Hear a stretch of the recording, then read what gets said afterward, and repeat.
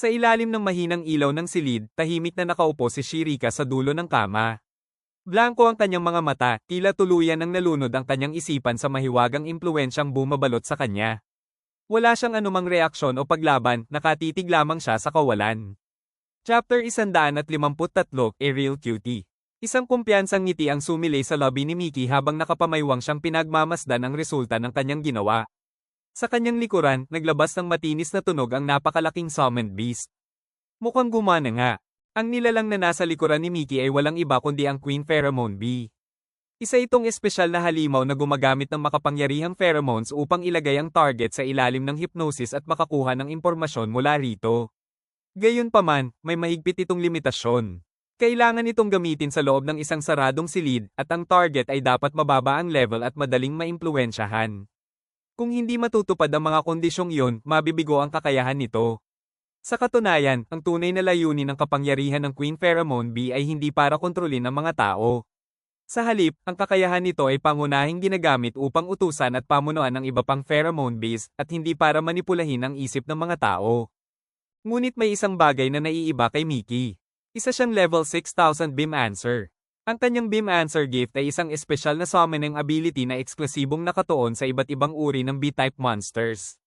Hindi lang yun, may kakayahan din siyang palakasin ang mga abilidad ng mga bubuyog na kanyang ipinapatawag at maaari pa niyang pagkalooban ng mga ito ng mga bagong kapangyarihang wala sila noon. Dahil sa kakaibang kapangyarihan ng kanyang Beam Answer gift, nagawa ni Mickey na palakasin ang abilidad ng Queen Pheromone Bee. Dahil dito, nagtagumpay siyang ilagay si Shirika sa ilalim ng hypnosis, isang bagay na hindi sana kayang gawin ng halimaw sa normal nitong estado. Lumapit si Mickey, matalim ang tingin at may mapaglarong ngiti habang sinisimulan ang kanyang pagtatanong. Magtatanong ako sa'yo. Sagutin mo lahat ng itatanong ko, at huwag kang magtatago ng kahit ano. Okay. Walang emosyon ng mukha ni Shirika habang mekanikal siyang tumango. Yes, naiintindihan ko. Ikinumpas ni Mickey ang kanyang kamay at sinimulan ng pagtatanong sa isang mas malawak na paksa. Marami kang ipinakita sa akin tungkol sa Tower City ngayon. May mga sikreto ba rito na hindi mo sinabi sa akin? Walang anumang emosyon sa boses ni Shirika habang direkta siyang sumagot. Wala akong itinatago. Bahagyang kumitid ang mga mata ni Mickey. Mas naging direkta ang kanyang susunod na tanong. Nakilala mo na ba mismo ang Witch of the Great Tower? O alam mo ba kung sino talaga siya? Patuloy na nagsalita si Shirika sa parehong blanko at walang ekspresyong tono. Hindi ko pa siya nakakausap ng personal. Pero nakita ko siya noong ipinapasil niya ang prinsipe at prinsesa ng Human Kingdom sa lungsod. Ang Witch of the Great Tower ay ang Witch of the Great Tower. Napahawak si Mickey sa kanyang baba habang pinoproseso ang sagot. Maya-maya, lumipat siya sa mas personal na tanong. So hindi mo talaga alam kung sino siya. Sabihin mo nga, maganda ba ang witch? Sa ilalim pa rin ng hypnosis, walang emosyong sumagot si Shirika. Oo, natatakpan ng hood ang kanyang mukha. Pero kahit ganoon, base sa kanyang boses, kilos, at tindig. Halatang napakaganda niya. Biglang kumislap ang mga mata ni Mickey, lalo pang naudyukan ang kanyang kuryosidad. Nakapasok ka na ba sa loob ng Great Tower? Kung oo, ikwento mo sa akin kung ano ang nasa loob. Blanko pa rin ang ekspresyon ni Shirika habang tuloy-tuloy siyang sumasagot sa ilalim ng hypnosis. Nakapasok na ako sa ground floor. Puti ang buong loob, katulad ng labas ng Great Tower. Maraming napakalalaking haligi roon at napakataas ng kisame kaya kinailangan ko pang tumingala para makita ito. Sandali siyang tumigil bago muling nagsalita. Hindi pa ako nakapunta sa mga palapag sa itaas ng ground floor. Lalong naging interesado si Mickey at agad siyang nagtanong muli. May kakilala ka bang nakapunta na sa itaas? At doon ba talaga nakatira ang Witch of the Great Tower? Walang pag-aalinlangan at nananatiling blanko ang ekspresyon ni Shirika habang patuloy siyang sumasagot. Narinig ko na ang prinsipe at prinsesa ng Human Kingdom ay minsang nagpalipas ng gabi sa isa sa mga palapag sa itaas. Narinig ko rin na sa loob nga ng Great Tower nakatira ang witch.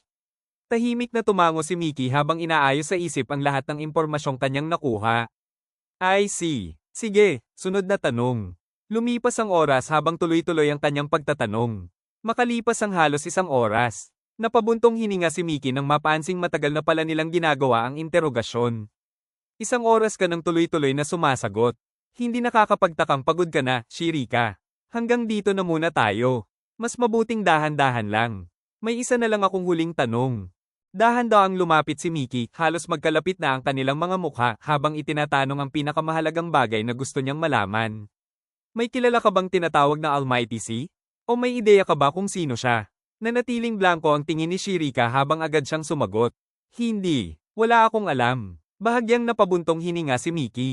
Napakrus siya ng mga braso at ilang sandaling nag-isip, halatang hindi siya lubusang nasiyahan sa naging resulta. Mukhang dalawang posibilidad lang ang meron. Maaaring napakahusay magtago ng Almighty Sea. O baka wala talaga siya rito. Mahirap pa ring sabihin sa ngayon. Matapos ang interogasyon, dahan-daang inalis ni Mickey ang epekto ng hypnosis. Good job, Shirika. Pwede ka nang bumalik sa pagtulog. Mekanikal na tumango si Shirika. Yes. Agad siyang bumagsak pabalik sa kama, muling nilamon ng mahimbing na tulog. Marahang ay nalalayan ni Mickey ang kanyang ulo at inayos ang unan upang maging komportable siya. Napangiti si Mickey ng mahina. Tahimik niyang pinagmasdan ng natutulog na si Shirika bago ulong sa sarili. Shirika, napaka-cute mo talaga. Habang pinagmamasdan ng mahimbing na natutulog na si Shirika, lalo pang lumalim ang baluktot na pag-iisip ni Mickey. Kung tuluyan ko siyang gawing bahagi ng collection ko, ano kaya ang magiging reaksyon niya? Hindi na mapigilan ni Mickey ang sarili. Sa sobrang excitement, napapadyak at napapahagis-hagis siya sa kama habang pilit pinipigilan ang kanyang mga impulsong kumilos. Gusto ko na siyang idagdag sa collection ko ngayon din. Ngunit makalipas ang ilang sandali, napahinto siya at napabuntong hininga. Bumagsak siya ng nakadapa sa kama, pilit ibinabalik ang kanyang sarili sa katinoan. Pero, kapag may ginawa ako sa kanya sa unang araw pa lang, masisira ang lahat ng pinaghirapan kong infiltration. Dahan-daang yumuko si Mickey habang pinagmamasdan ang mahimbing na natutulog na si Shirika. Kumikislap ang kanyang mga mata sa isang mapanganib na pananabik. Isang baluktot ng ngiti ang sumilay sa kanyang lobby habang hindi niya maalis ang tingin sa kanyang target. Grabe, napakadelikado mong tuksuhin, Shirika. Umupo si Mickey sa kama habang bahagyang napapangiti sa sarili, halatang nalunod sa kanyang baluktot na mga iniisip. Kapag natapos ko na ang investigasyon, baka isama ko si Shirika. O kaya naman, isang fairy maid na lang. Ang hirap mamili. Biglang napaungol si Shirika sa kanyang pagtulog. Nagulat si Mickey at agad na lumayo sa kama. Oops! Mabilis siyang nagtungo sa maliit na mesa sa silid at naglabas ng isang scroll upang isulat ang lahat ng impormasyong kanyang nakalap.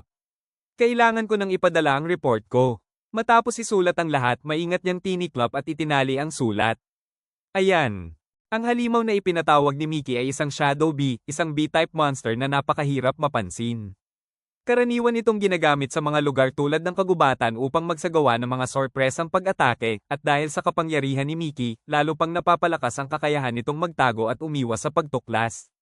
Iniabot ni Mickey ang nakarolyong ulat sa maliit na halimaw, at mahigpit itong kinapit ng Shadow Bee gamit ang maliliit nitong paa. Pakihatid mo to sa Demon King Nation para sa akin, okay? Tahimik na lumipad palabas ng kahoy na bintana ang Shadow Bee, mabilis na naglaho sa madilim na kalangitan habang dala ang lihim na ulat ni Mickey. Pinagmasdan niya ito sandali bago tuluyang napaisip. Napakahirap pasukin ang teritoryo ng Great Tower.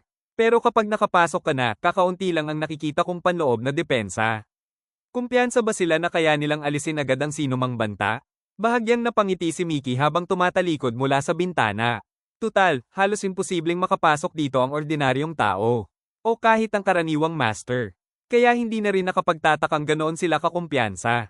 Pero, habang mabilis na lumilipad ang Shadow Bee sa kulay rosas na kalangitan ng gabi, dumaraan ito sa ibabaw ng napakatayog na Great Tower, dala ang lihim na ulat ni Mickey.